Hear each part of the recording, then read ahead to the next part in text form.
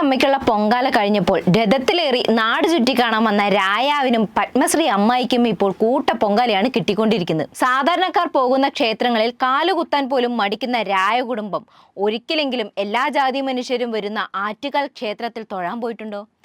അതൊരു സ്ഥലത്ത് നിൽക്കട്ടെ, കൊട്ടാരത്തിനുള്ളിൽ ഒരിക്കലെങ്കിലും പൊങ്കാലടുപ്പ് കൂട്ടിയിട്ടുണ്ടോ? അതും പോട്ടെ, പൊരിവെയിലിൽ പൊങ്കാല ഇടുന്ന ഭക്തർക്ക് കൊട്ടാരം തുറന്നുകൊടുത്ത് പൊങ്കാല സമർപ്പിക്കാൻ അവസരമൊരുക്കി കൊടുത്തിട്ടുണ്ടോ?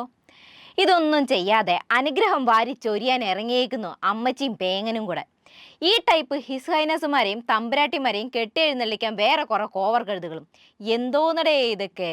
രായഭരണമൊക്കെ അവസാനിപ്പിച്ച് കൊട്ടാരത്തിന് പൂട്ടിട്ടു. എന്നിട്ട് ഇതൊന്നും അറിയാതെ തമ്പുരാട്ടിയും രായാവും കൂടി ഇറങ്ങിയേക്ക ആളുകളെ അനുഗ്രഹിക്കാൻ.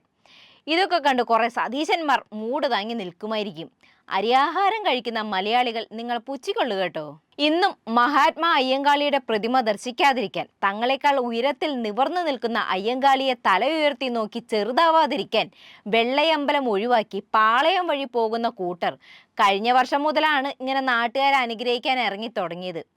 ഇനി ഇതും ഒരു ആചാരമാക്കുവടേ നിങ്ങളൊക്കെ കൂടെ? എന്റെ ശ്രീപത്മനാഭ എന്ന് തിരുവനന്തപുരത്തുകാരൻ സിനിമയിലേ വിളിച്ചിട്ടുള്ളൂ. ജീവിതത്തിൽ ഏറ്റവും കൂടുതൽ വിളിച്ചിട്ടുള്ളത് എൻ്റെ ആറ്റുകാൽ അമ്മച്ചി എന്ന് തന്നെയാണ്. ഇല്ലെന്ന് തിരുവനന്തപുരത്ത് തന്നെ പറയട്ടെ. കാരണം ആറ്റുകാലമ്മ പുരാതന ദ്രാവിഡ ദൈവമായ ഭദ്രകാളിയാണ്. അതായത് നിന്റെയൊക്കെ ഉന്നത കുലയല്ല എന്നർത്ഥം. ഐതിഹ്യം നോക്കിയാൽ ഒരു കാരണവുമില്ലാതെ തൻ്റെ ഭർത്താവിനെ വധിച്ച പാണ്ഡ്യ രാജാവിനെ തട്ടി മധുരയും കത്തിച്ച് കലി തുള്ളി നിന്ന ദേവി മധുര മീനാക്ഷിയുടെ അപേക്ഷ പ്രകാരം കൊടുങ്ങല്ലൂർ അമ്മയിൽ ലയിച്ചുവെന്നും പിന്നീട് ബാലികാരൂപത്തിൽ കരമനയാറ്റിൽ കുളിച്ചുകൊണ്ട് നിന്ന ദേവീ ഭക്തനായ മുല്ലുവീട്ടിൽ കാരണവരുടെ മുന്നിൽ പ്രത്യക്ഷപ്പെടുകയും ദേവിയുടെ ആവശ്യപ്രകാരം ആറ്റുകാലിൽ കുടിയിരുത്തി എന്നുമാണ്. തെളിയിച്ചു പറഞ്ഞാൽ രാജാവിനോട് കട്ടക്കലിപ്പിൽ നിൽക്കുന്ന ദേവിയെ ഭക്തർ ആശ്വസിപ്പിച്ചു കൊണ്ടുവരികയാണ്. അപ്പോഴാണ് രാജാവിൻ്റെ ഈ തേരും തെളിച്ച് കുറെ കോവർ കഴുതുകളുടെ ഷോ. രാജാവിൻ്റെ സന്ദർശനം കൃത്യമായ പൊളിറ്റിക്കൽ പ്രൊജക്റ്റ് ആണെന്ന് ആർക്കും ആദ്യ കാഴ്ചയിൽ തന്നെ മനസ്സിലാകും.